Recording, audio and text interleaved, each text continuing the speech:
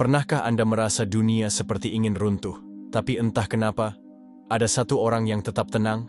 Dia tidak panik, tidak berteriak, tidak mengeluh, ia hanya hadir, diam, tapi kokoh seperti gunung.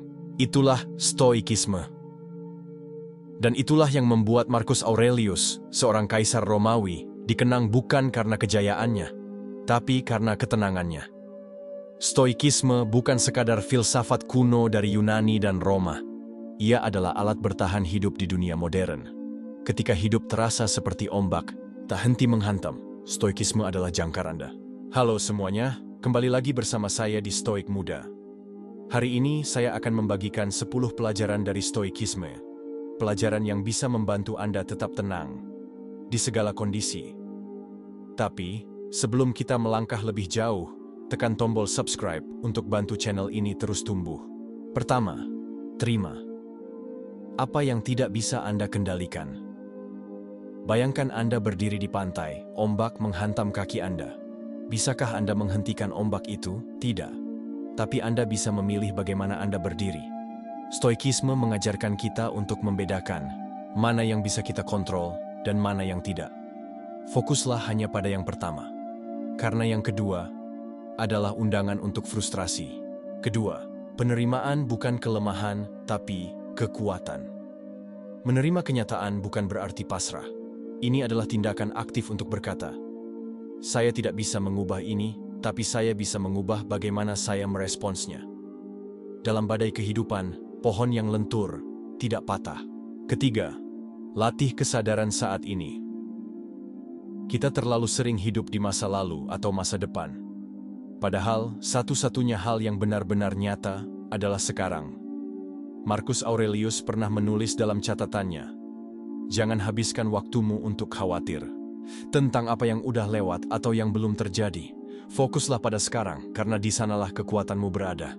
Keempat, lepaskan keinginan yang tidak perlu. Seringkali kita mengejar hal-hal yang, jika kita jujur, sebenarnya tidak kita butuhkan. Mobil baru, gelar prestisius, validasi dari orang asing di internet. Stoikisme mengajak kita bertanya, apakah ini benar-benar membuat saya menjadi pribadi yang lebih baik, atau hanya pengalih dari ketidakpuasan saya sendiri? Kelima, kebajikan adalah kompas utama. Kita tak selalu bisa menjadi orang paling pintar, terkaya, atau paling populer. Tapi kita selalu bisa memilih untuk menjadi orang yang adil, berani, jujur, dan bijak. Itulah 4 pilar stoikisme: kebijaksanaan, keberanian, keadilan, dan pengendalian diri. Keenam, hidup adalah sementara, maka hargailah waktu. Marcus Aurelius merenung bahwa segala sesuatu akan berlalu.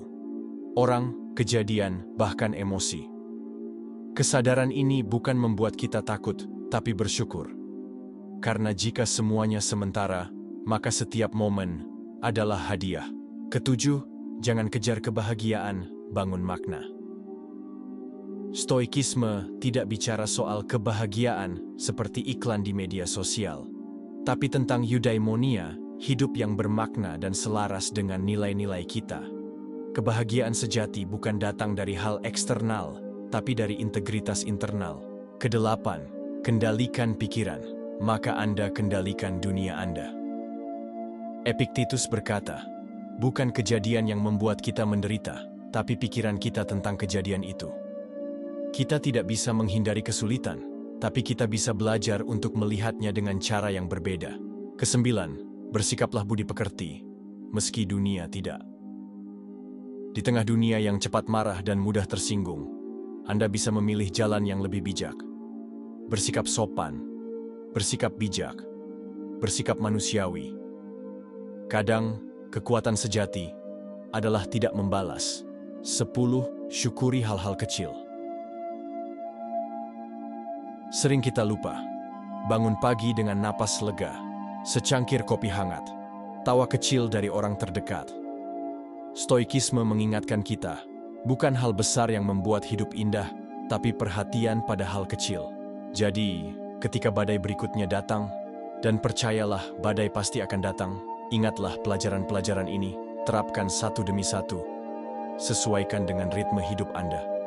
dan Anda akan melihat sendiri, ketenangan bisa tumbuh, bahkan di tengah tekanan deadline, drama hubungan, atau kebisingan dunia digital. Tenang bukan berarti lemah. Diam bukan berarti kalah. Itu adalah pilihan sadar untuk tetap waras di dunia yang terlalu gaduh. Kalau Anda merasa pelajaran ini berguna, jangan ragu untuk membagikannya. Karena bisa jadi, di luar sana, ada seseorang yang juga sedang berjuang mencari sedikit ketenangan, dan video ini bisa jadi titik terang pertama mereka. Tulis di kolom komentar, pelajaran nomor berapa yang paling ingin Anda terapkan minggu ini, dan kenapa? Saya akan baca satu persatu, dan siapa tahu, kita bisa saling belajar dari pengalaman hidup masing-masing. Dan jika Anda merasai video ini bermanfaat, tekan tombol like dan subscribe, bukan hanya untuk mendukung channel ini, tapi agar kita bisa terus bertumbuh bersama sebagai komunitas yang hidup dengan kesadaran dan kebajikan. Sampai jumpa di video selanjutnya. Tetap tenang, bertindak bijak, dan jalani hidup dengan filosofi stoik. Saya tunggu cerita Anda di komentar.